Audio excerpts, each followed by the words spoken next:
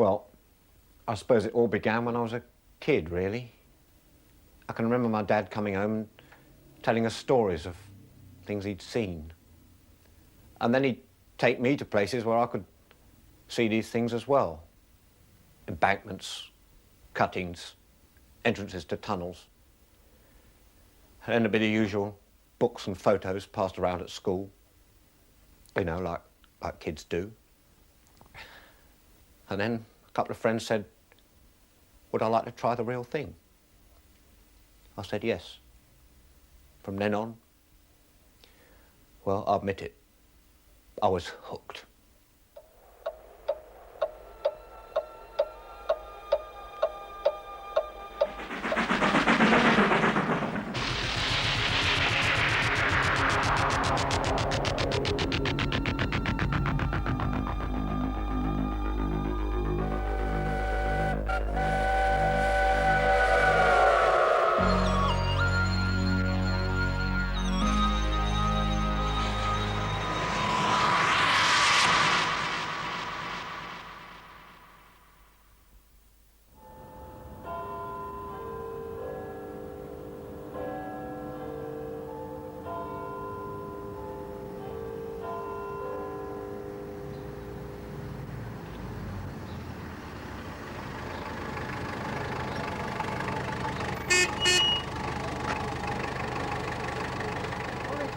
I must say I do like railways. Perhaps not quite as much as I did 25 years ago. Then my idea of total happiness was to stand on Sheffield Midland Station at the end of a rain-soaked platform with a notebook, a pencil, a soggy pork pie and a bottle of Tizer. I wonder, will the journey I'm setting out on today mean as much to me now as it would have done then, when to travel the length of Britain by rail was a golden, inaccessible dream? Well, we'll see. Bye. Bye.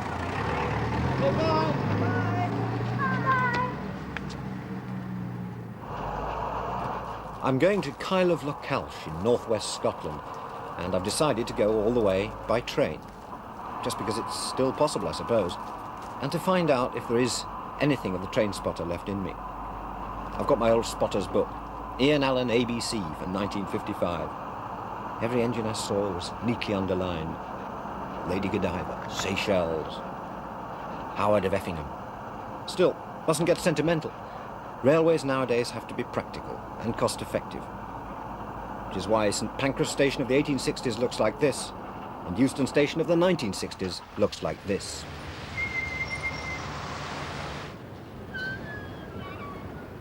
Euston always reminds me of a giant bath. Lots of smooth, slippery marble and glass surfaces so that people can be sloshed quickly and efficiently around. All 65,000 of them daily to 200 destinations from London to the north of Scotland. For the 12:55, calling at Stafford, Crewe, Wilmslow, Stockport and Manchester Piccadilly. The booking car is situated in the centre of the train. You're not encouraged to linger in the new, streamlined Euston. That's why there aren't any seats. They don't want people sticking to the sides of the bath. You just check your ticket and off down the plug hole.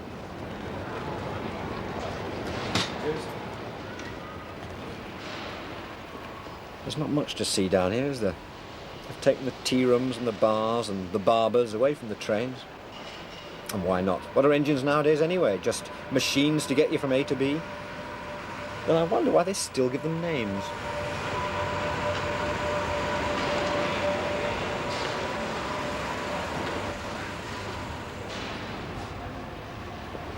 There's one other reminder of the old-style railways still left at Euston. The Manchester Pullman. Last survivor of luxury travel. For first-class fare plus a bit more, you can still get pampered with waiter service at every table throughout the journey.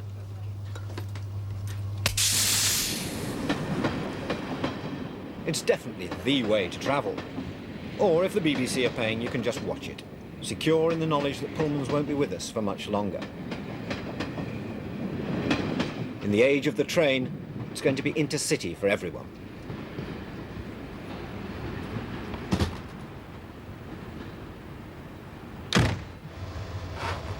The start of a train journey, one of the great sensations of life.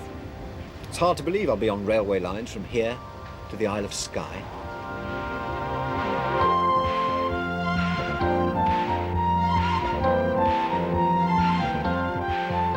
It's a pity they don't call trains like this expresses anymore. Now it's all service on a network. But they have tried to keep the human touch. British Rail welcomes you to the Euston to Manchester intercity service. The reason for the 7-minute late start from Euston this morning, they had not got a guard for the train. And personally, I'm not on duty until 10:30, but I happen to be at Euston a bit early.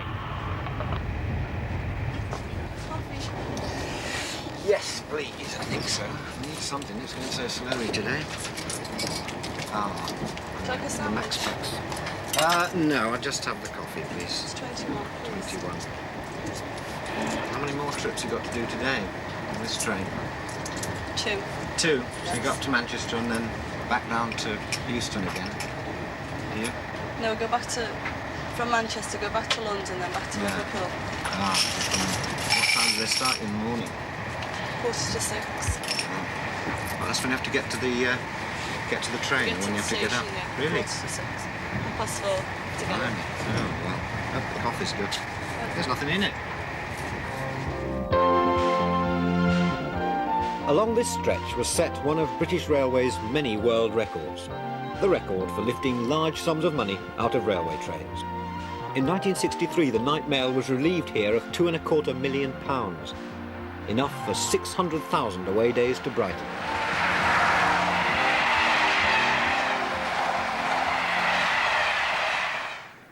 This was the first big refreshment stop outside London, in the days before they put food on trains, when they had to serve entire expressfuls in 10 minutes flat.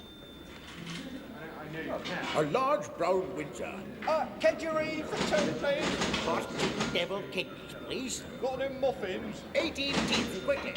Plenty stout and 24 glasses, please.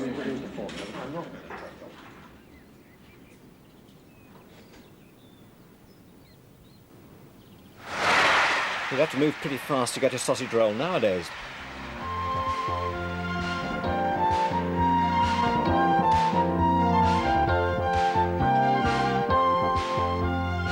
A 100 miles an hour now as we pass the Grand Junction Canal, built 33 years before they opened this railway.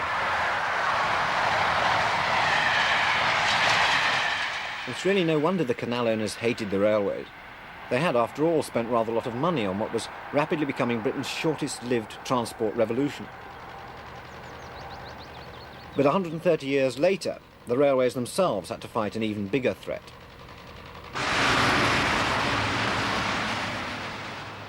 Who needed crowded, unpunctual trains when you could drive from London to Birmingham in a couple of hours? But now the M1 itself is overcrowded. And with the canals undergoing a popular revival and the railways electrified, the talk's all of an integrated transport system. So nobody won. Someone once told me that engine drivers are unofficially instructed to go to full speed whenever they're running alongside a main road. It's a nice story. Crewe, a train spotter's dream. In 1841 it was one farmhouse. Since then, Crewe has built thousands of locomotives and miles of rolling stock, and in common with other great railway towns like Darlington and Doncaster, runs a football team that's almost permanently at the bottom of the 4th Division. Despite the horrors painted by the early opposition to railways, of hens ceasing to lay and pregnant women miscarrying and pheasants dying before they could be shot, technological progress in the early 19th century was unstoppable.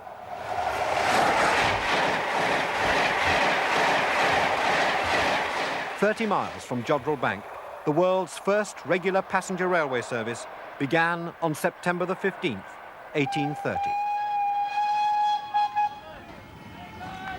It ran between Liverpool and Manchester, and this is a replica of the engine that made it all possible. George Stephenson's rocket. Built in 1829, it started a love affair that's lasted ever since.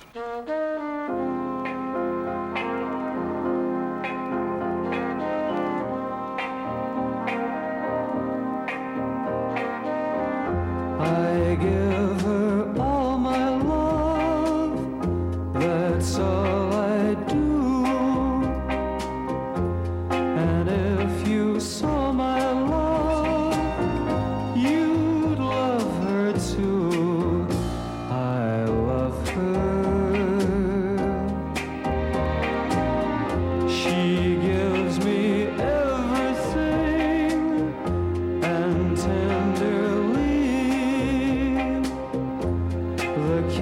my lover brings, she brings to me, and I love her. A love like ours could never die, as long as I have you near me. Bright are the stars that shine, dark is the sky. I know this love of mine will never die, and I love her.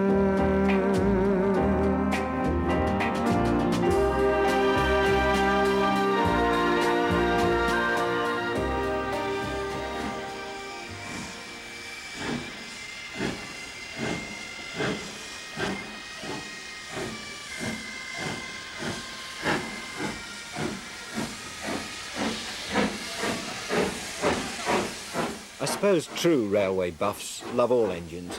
Short, fat, squat, long, rumbling, smelly diesels or swiftly silent electrics. But most of all, they love steam. And the most famous steam engine of them all is Flying Scotsman. Built in 1923, retired in 1963, and still going strong. The first locomotive to 100 miles an hour. I really couldn't miss this trip. And I'm not the only one either.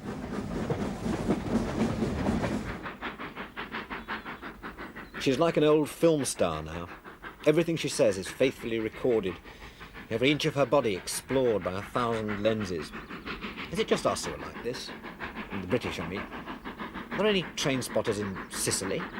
Do Belgians go misty-eyed at the thought of seeing the 1216 to Antwerp? Do Swedes save up all year for a Hasselblad to photograph a Stockholm to Gothenburg coal train breasting a 1 in 57 gradient?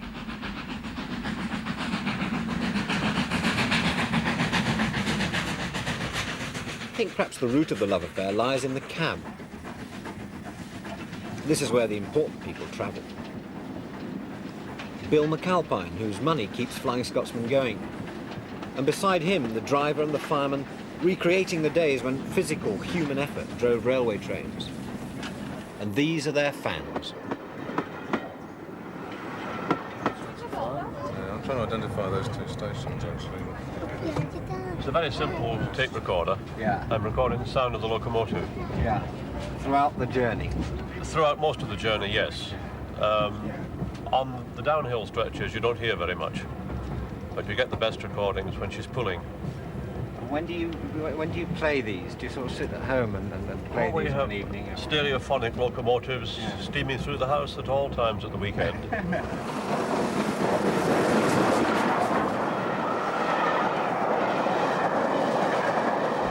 Well, I think it's great to be able to travel on a train like this, the Flying Scotsman.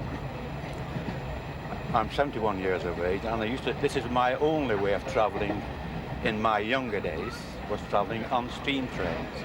And I think it's one of the nicest days I've had out today. It's brought back memories, great memories too.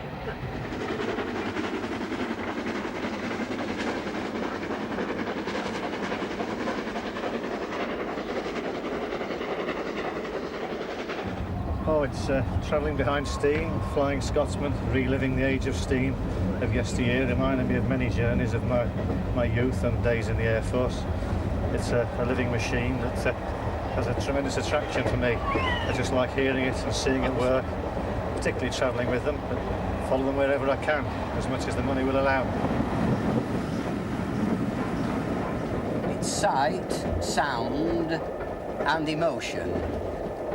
You like the look of the wheels going round and the emotion of the driving wheels going round, and you also enjoy the sound of it and the sight of it going along. It's a magnificent feeling, and people have love affairs with steam engines.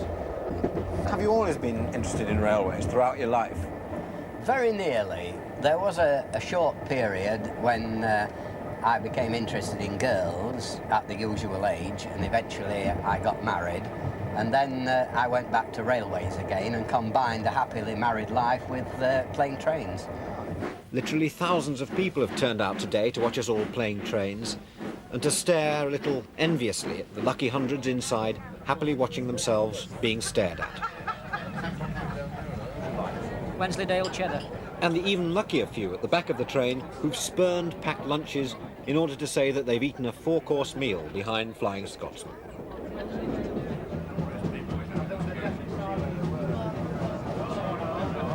What could be nicer than sipping large gin and tonics through the Yorkshire coalfields? I've been queen for a day. Now I know what our queen feels like. All these beautiful people and their joy on their faces when they saw us coming. It's tremendous. What has happened? We've forgotten all about the steam train, haven't we?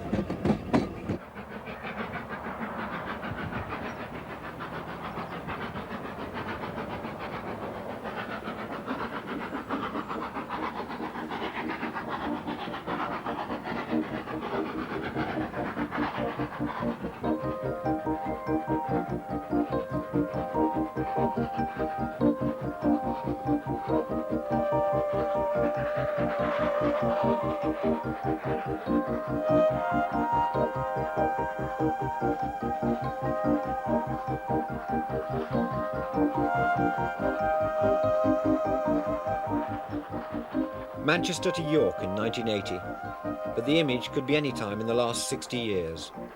It's an enduring image of England, the sort that made the Englishman abroad go misty-eyed in the evenings and reach sadly for the whiskey bottle. It's the England of Thomas the Tank Engine and the railway children, when the trains were always friendly.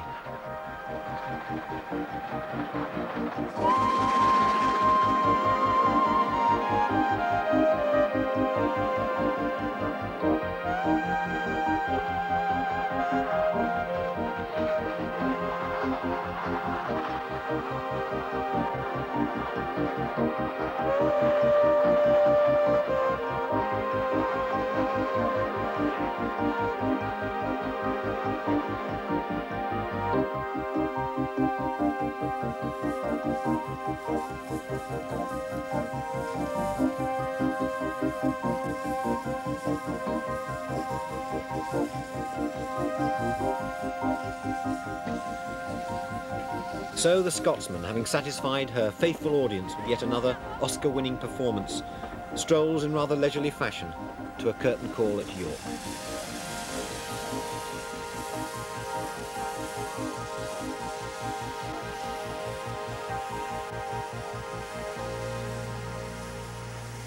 With its superb curving roof, 800 feet long and over 100 years old, York Station holds its own with the daunting array of great buildings outside. The Norman Cathedral, the City Wall, and the National Railway Museum. Definitely worth missing a train for. Not just preserved locos, but preserved seats, signs, posters, toys, teacups, buttons and other bits of the railway age. Royal Scot, right. Is that a replica of the crown, do you suppose, in this particular case? Oh, indeed. With the lions and the horses, the unicorns. I wonder who Stevenson was. I hope the Americans haven't missed this one over here. It's called Agenoria, and its sister engine, Stourbridge Lion, was exported to the USA in 1829 to be the first steam locomotive ever to run on the American continent. Which type can go further without refuelling? The tank or the tender? Tender, Alistair, that's correct. Remember you to circle it. And which type is better for short distance work? Yes, the tank, that's correct. Mallard, still the world's fastest steam locomotive. With the help of Sir Nigel Gresley's streamlining, it reached 126 miles an hour in July 1938. I can take this like it looks like a fire engine. It's a Mallard. Is that me? Hey, look, Andrew, look down there. The golden age of steam is preserved here, in aspic perhaps, but with care and love and respect. Not all Britain's steam engines were retired quite so gracefully.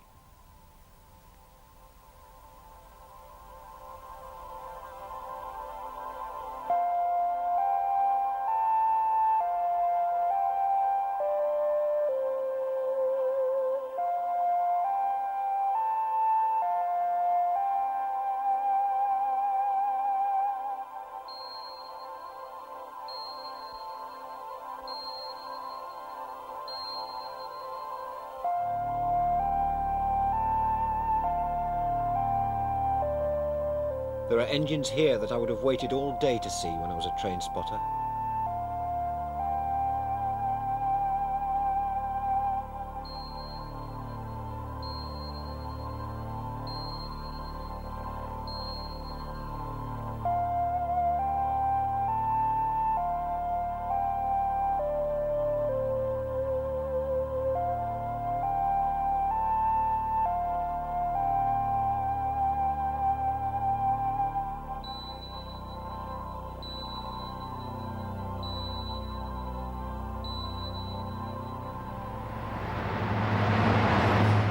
Deltic, one of the big diesels built to replace steam in 1962. They still go through York, and I could have caught one to Scotland, but I wanted to see what railways are like away from the main lines. Well, some of them have been dug up, like the one I wanted to travel on now between York and Pickering. The end of steam also meant the end for 5,000 miles of track, sacrificed by Dr. Beeching in order to save the rest of the system. But not everyone let their trains go that easily.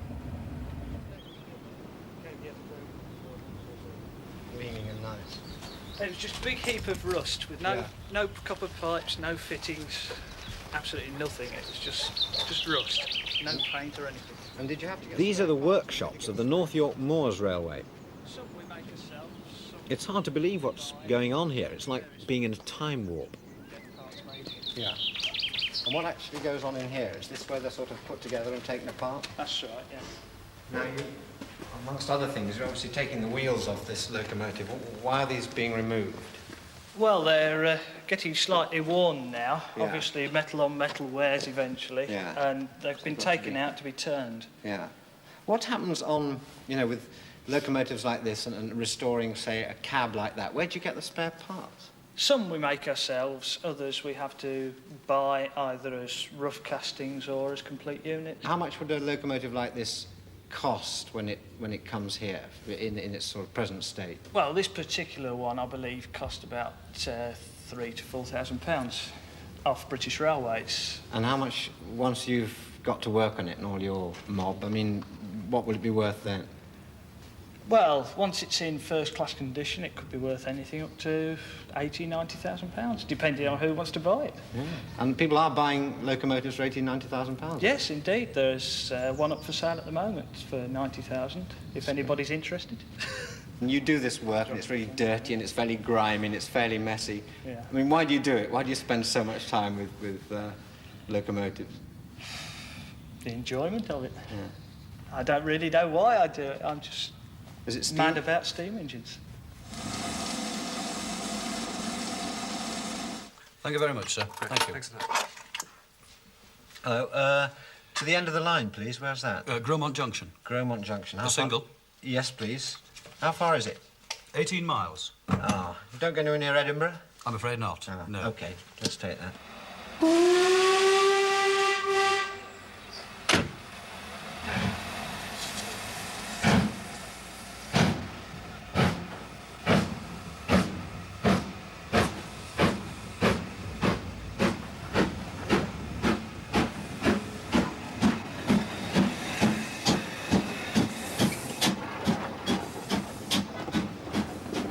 The North York Moors Railway was opened by the Duchess of Kent 4 years after Dr. Beeching closed it. There are 67 other privately owned lines in Britain. And between them, they've saved 300 miles of track and nearly 500 steam locomotives. This is also one of the oldest lines in the country, engineered by the same man who built Rocket, George Stephenson.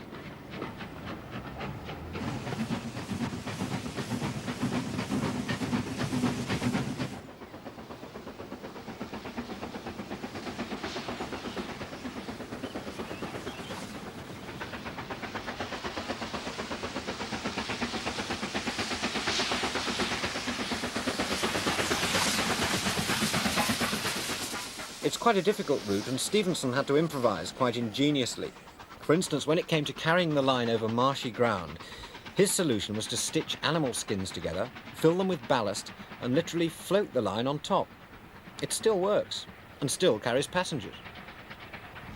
We come up twice a year, the beginning of the season, about end of May, June, and then August, September time. season. What's that? The railway spotting season? Yes, yes, and also the holiday season as well. We don't get so many holiday makers, you know, it tends to be quiet. That regularly? What, twice a year? Twice a year, every year. How many years have you been doing that? About 16. Really? Yes, yes. Why? I mean, is it just this railway that draws you, or all railways? Well, we sort of combine a holiday in Whitby, Robin Hood's Bay, with the railway as well. Yeah. But we go train spotting all around the country during the year as well. So. One bonus for me on this line is the sight of my favourite steam engine of all, the Stanier Black Fives.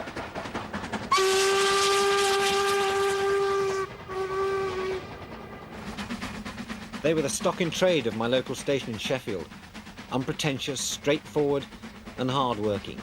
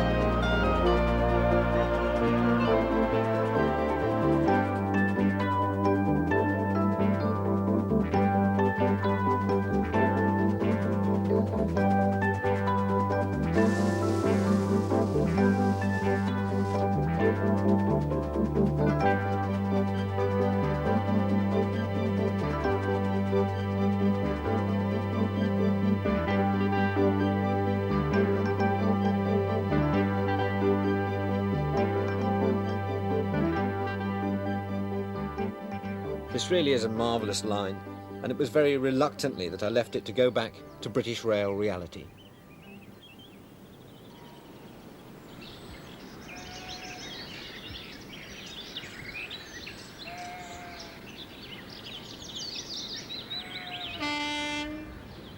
Ah, the familiar cry of the lesser-spotted DMU.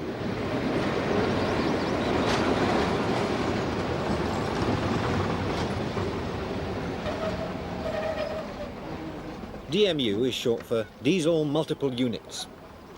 Although many of these are operating years beyond their planned lifespan, they're the mainstay of British Rail's running headache, the politely termed rural services.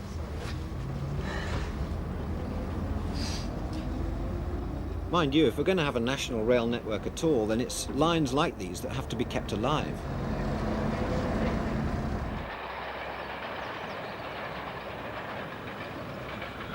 This is the Esk Valley line, running through beautiful countryside from Whitby to Middlesbrough, from a seaside town to an important city and the centre of a large industrial area.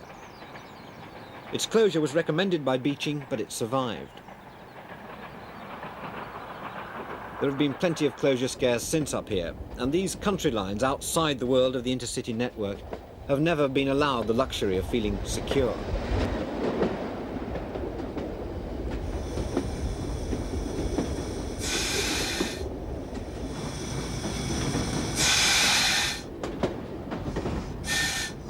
Approaching Battersby Junction, and here the driver, without stopping, has to hand in his token. It's a safety precaution. No one can enter a stretch of single line working unless they've been given the token by the token man, or in this case, the token woman. Oh yeah. Are there many other sort of signal ladies? Yes, there's two of us in this bunch. Really? Yes. Do you all get together, sort of separately? Is it quite hard working one of these? Physically, yeah, it's quite hard, yes. Is there a knack? I mean, I've never actually operated a signal in my life. Could I have a go? Yeah, sure. 'Cause I've got to catch a train in a minute. I've got a moment. Yeah. Which one shall I do? Just a moment. Whitby Branch Passenger Dock, FP Dock. You're all really impressive. I don't want to start a major derailment or anything, so... Right, if you pull Could I do number 3? Number 1. No, Number one, yeah. right. So what do I do? Just let this off here, and then... Oh, I see what you mean. Oh. Not very elegant, was that, really? Try it again. Woof!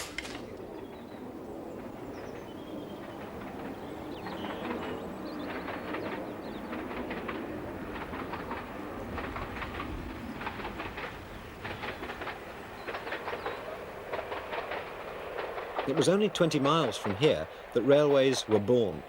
In 1824, a Quaker businessman believed enough in George Stephenson to put up the money for a line to carry coal between Darlington and Stockton. It opened on the 27th of September, 1825. It was the first railway journey ever. Some of the achievements of that great day still exist. Like Skerne Bridge, which is still carrying trains using the same gauge that Stephenson chose for his railway that day. Believe it or not, even the engine itself can still be seen. Locomotion dazzled the world at a speed of 8 miles an hour. Now, after 155 years of evolution, the engine looks like this. The world's fastest diesel express, the Intercity 125, the high-speed train. Flying Scotsman took 8 hours from London to Edinburgh. The Deltic cut this down to 6, and now the high-speed train can take you from capital to capital in 4 hours and 37 minutes. And it's air-conditioned. I used to, was in Sheffield, where none of the main lines always seemed to miss Sheffield.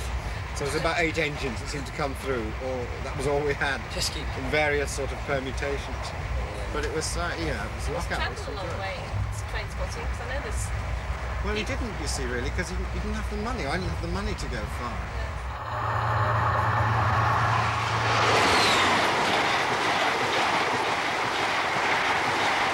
The sort of places I'm going to on this journey and staying in hotels which look right out over stations, I mean, it would be absolute dream, you know, going to the moon if it was a train spot, just sit up in the hotel room with a book.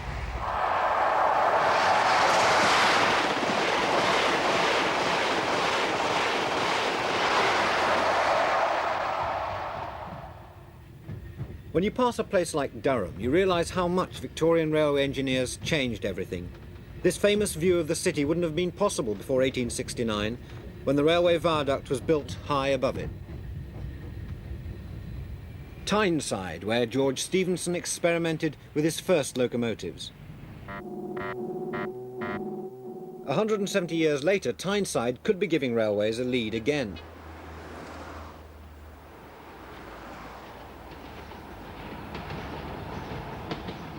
This is the Metro, Newcastle's gleaming new local railway system, equipped with the very latest in computer controls, electronic surveillance, vandal-proof stations. Control to 102. Confirm your position. Over. If it all works, it could do for local railways what high-speed trains are doing nationally.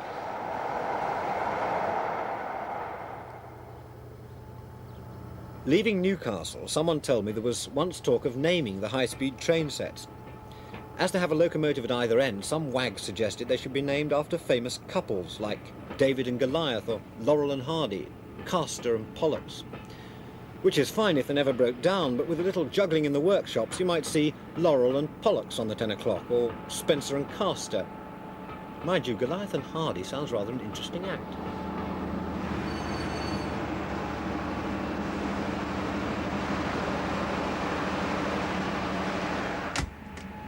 They still call it the footplate.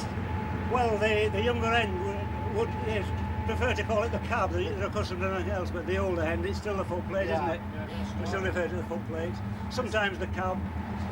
Is there a very different sort of spirit to driving these HSTs now? I mean, amongst the men, because I would imagine with firing and driving a steam engine, there's very much sort of feeling of teamwork and getting it through by your own sort of sweat and muscle. Oh, there's a big thing to say for that.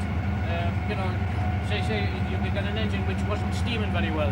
Yeah. Or wasn't, you know, I mean, these things, you just open the throttle, you can't see if it'll not do it, well, that's it. Yeah. But if you had an engine that wasn't steaming very well, because different steam engines had different characteristics. Yeah. Some you had to fire with a big heavy fire. Yeah. Others you had to fire with a very light fire. Yeah. See? Now you'll notice, as we approach a green light, about 200 yards this side of it, you'll hear a bell.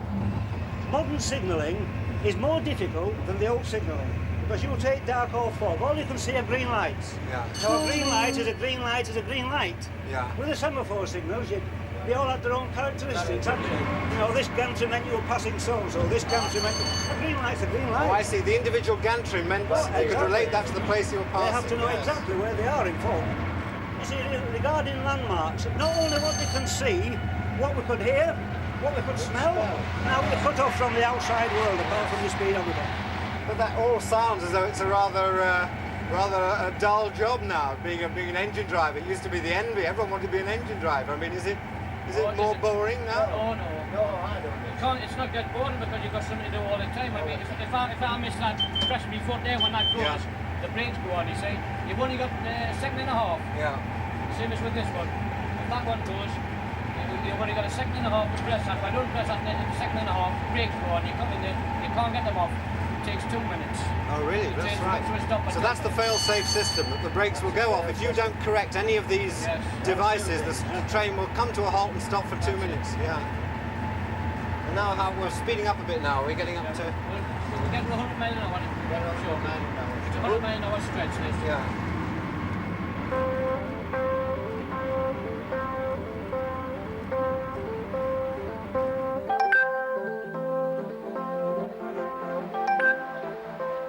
The East Coast Main Line, one of the classic routes.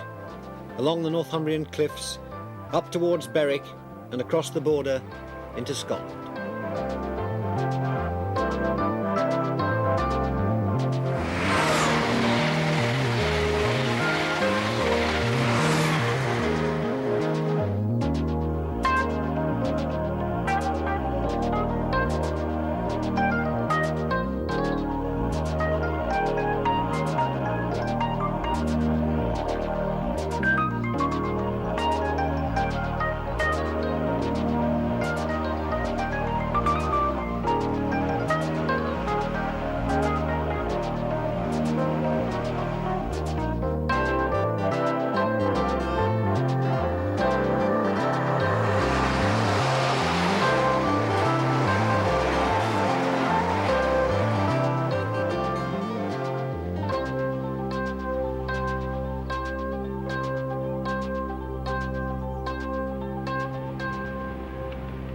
And so, at last, to Edinburgh.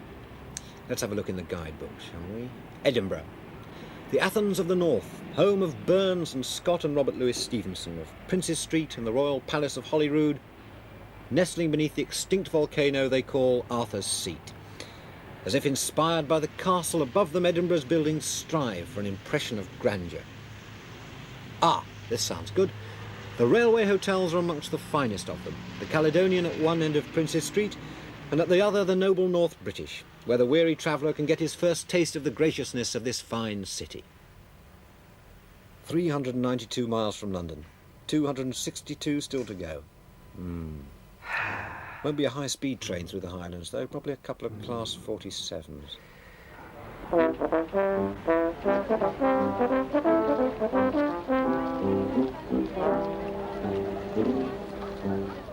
I suppose I was lucky to get a bath. It's festival time here in Edinburgh and the place is packed.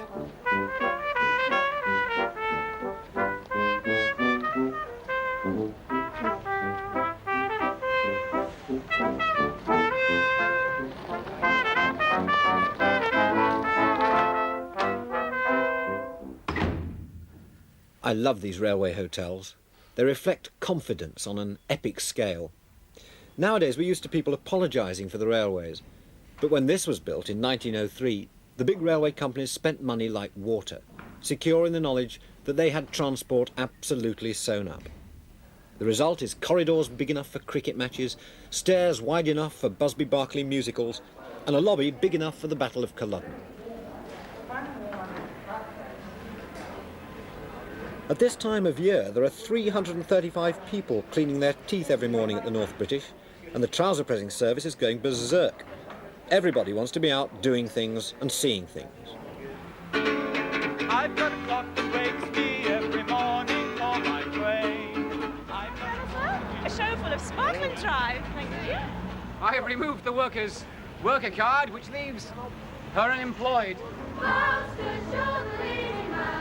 You've got money, you've got rain, you've got power. Faustus, you're the leading man. Surely this must be your finest hour. The choice of where to go is almost impossible, unless you're a train spotter, of course.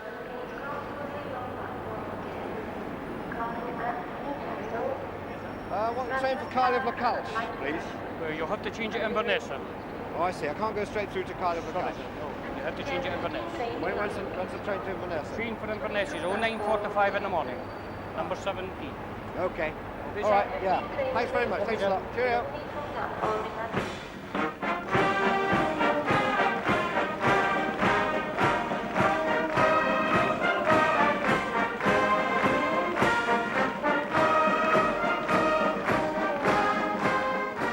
The biggest show of all is up at the castle, the Edinburgh Military Tattoo. It's a noisy, glittering, stirring Scottish spectacular. And this year it's not only the men who are in skirts.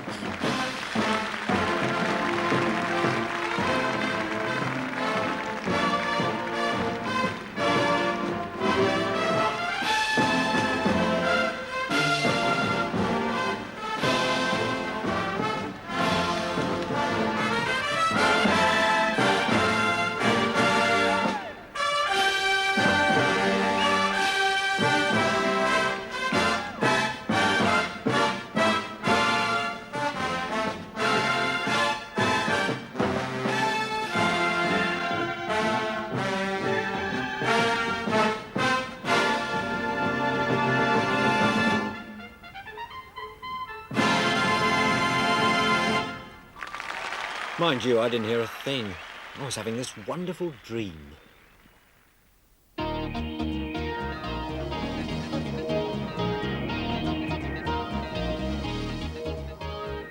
Even in the age of Concorde and moon buggies and microprocessors, I defy anyone to be unmoved by the Forth Railway Bridge. It was built at the end of the last century.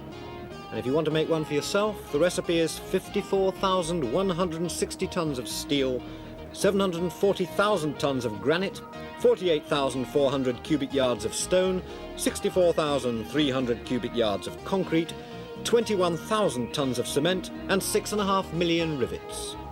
And all this was built in an age when the only alternative to railways was a horse and trap.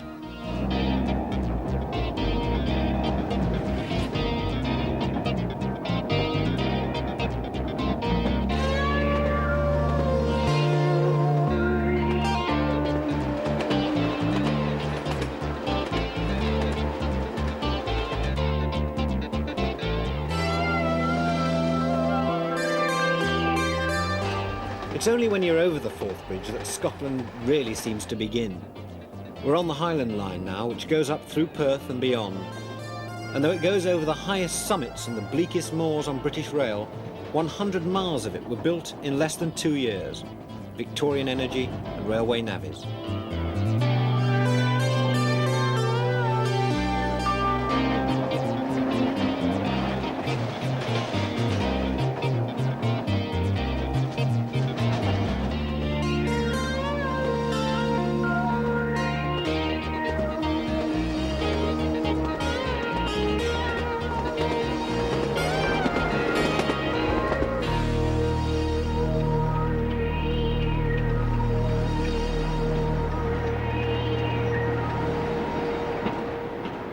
Inverness. I'm 180 miles north of Edinburgh now, 700 miles by rail and taxi since I left London. And I still haven't seen the word Kyle, of, or Lochalsh on a railway timetable. But Inverness is the last change, so I might be in luck.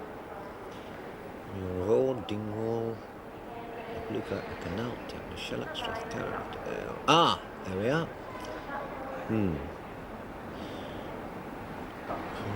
Oh, 4 hours to kill.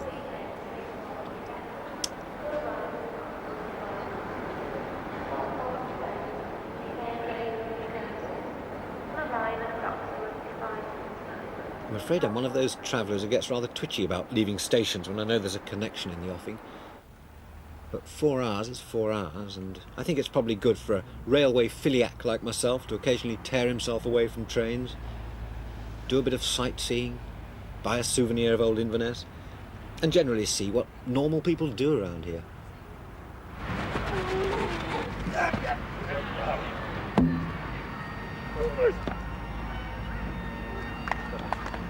Very good cut from here. And we're going to see if it's gone ahead of the last one. Which is what brought me to my first Highland Games. I always thought they were huge affairs, but this one's quite cosy, really. It's a local occasion, very friendly, but they do seem to have 20 or 30 events going on simultaneously, which looks a bit dangerous. I don't know how many Highland dancers get killed by flying hammers in a year, or tug-of-war teams decimated by shot-putters, or spectators squashed by freshly tossed cabers.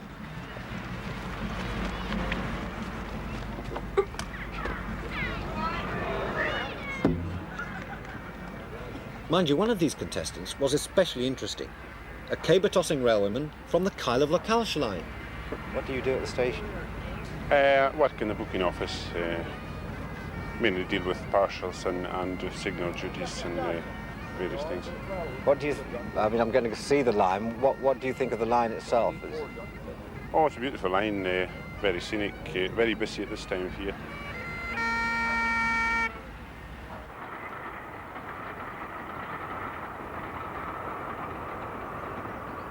The railway to the Kyle of Lochalsh.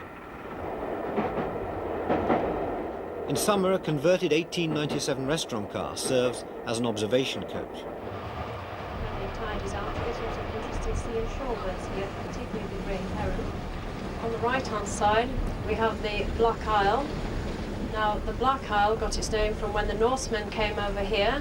They stole and plundered, and before they left, they burnt everything behind them. Here, devotees of fine landscape can see, and courtesy of a special British Rail guide, hear about the passing delights. Beaulieu got its name when the Mary Queen of Scots stayed here a night, and when she awoke in the morning, she remarked what a beautiful place, coming from the French word Beaulieu, meaning beautiful place, so hence its name Beaulieu. Yeah, it's a grand car. They have cars as luxurious as this in the States. I've never ridden on a train in the States. You've never ever been on a train in the States?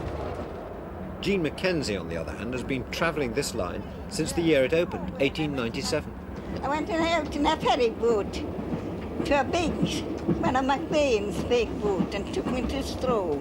And then I went on to Inverness and Glasgow. Ah, and this, when was that? How many years ago? Oh, that was when I was 14. How old are you now? Oh, there.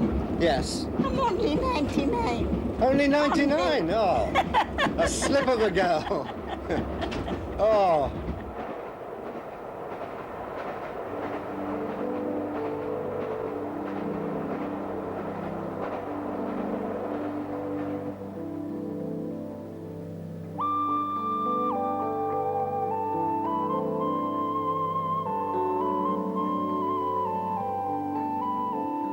They call this the Skyline, and it runs through some of the most gloomily beautiful country in the world.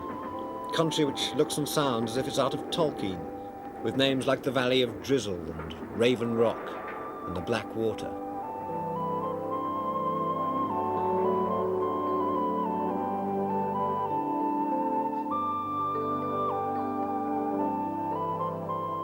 The lochs and lonely crags and empty moors it passes through are thick with legends of giants and beasts, and one particularly fearsome witch known in the trade as Hairy Agnes. Honestly, says so in my British Rail brochure.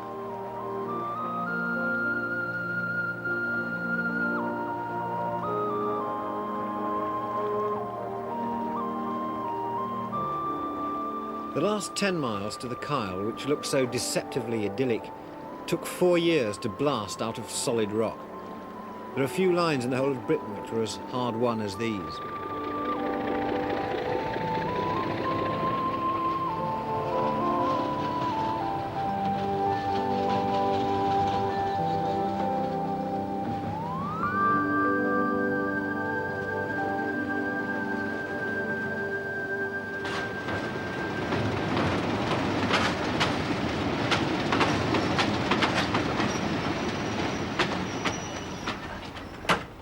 Then quite suddenly we're at the end of the line, the end of the journey. In 3 hours and 10 minutes we've crossed Scotland from the North Sea to the Atlantic. Along the station, dozens of backpacks rise into the air like a medieval army preparing for battle. This is, believe it or not, Kyle of Lochalsh. And there, 785.5 railway miles from Euston, is the Isle of Skye.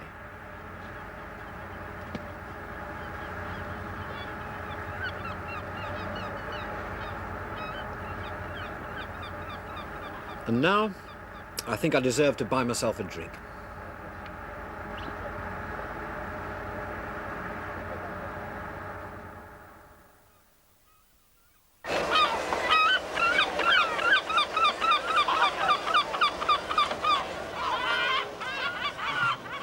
Good morning, sir. Oh, you are indeed, lovely, yes, thanks very much. What a beautiful place for a hangover. It's just so terribly Scottish.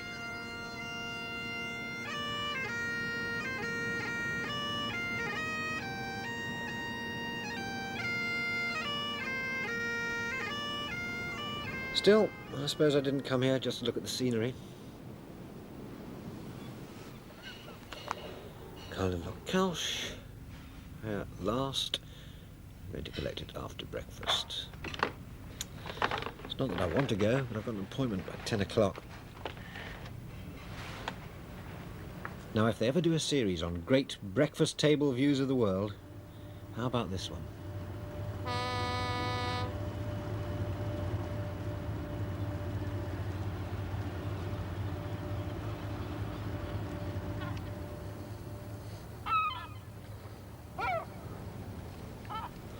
I suppose there can't be that many people who come to such a beautiful and remote corner of northwest Scotland just to keep a business appointment, especially on a 4-day train journey.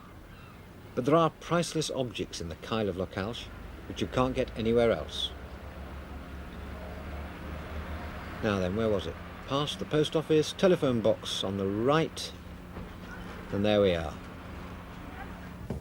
Michael Palin from London. Oh, Right, pleased yeah. to meet you, Mr. You got Palin. the note, did you? Yes, sure, it all arrived okay. Have you got it ready for me? Yes, I've got it all ready for you. I don't know quite whether you realise how big it is, though. Oh, it doesn't matter how big it is, you know, so long as it's there. Oh, great moment, this. There we are. Oh, that's fantastic. Yeah. That's beautiful. It's big, isn't it? It is a little bit, isn't it? It's in the bedroom wall, but this is Oh, I get think another 3 houses. that's it. Oh, great. How am I going to get this back? Well, we can send it down on the train for you. There's one leaving in about an hour. I can put it on there, no problem. Well, the thing was, I wanted to go on the other line, the West Highland line. Oh, I haven't yes, been on yeah, because I've yeah. done this one. Yeah, yeah. So how do I get to the West Highland Well, line? just go over on the ferry to Callacan, and you can get a bus from there to Armadale. Then you can get the ferry from Armadale across to Mallaig and pick the train up there, down through Fort William to Glasgow, no problem. Great. So, ferry from Kyle to Skye. That's it. Bus across Skye Yeah. to Armadale. Uh-huh. Ferry Armadale to Mallaig. That's it. Pick up the train at Mallaig for Glasgow. That's it. You got it. Okay, Yeah. great.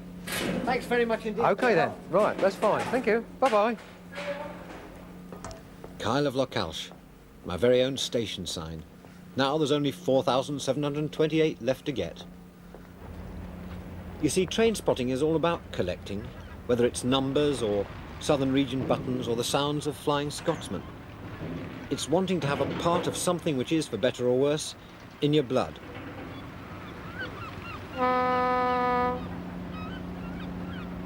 I've discovered on this journey that my love affair with railways never really did end, and I don't suppose it ever will. Now, where are we going? 560 miles back to Euston, through Fort William, go past Ben Nevis, over Glenfinnan Viaduct, right across Rannoch Moor, past the highest station in Britain, and past Loch Lomond.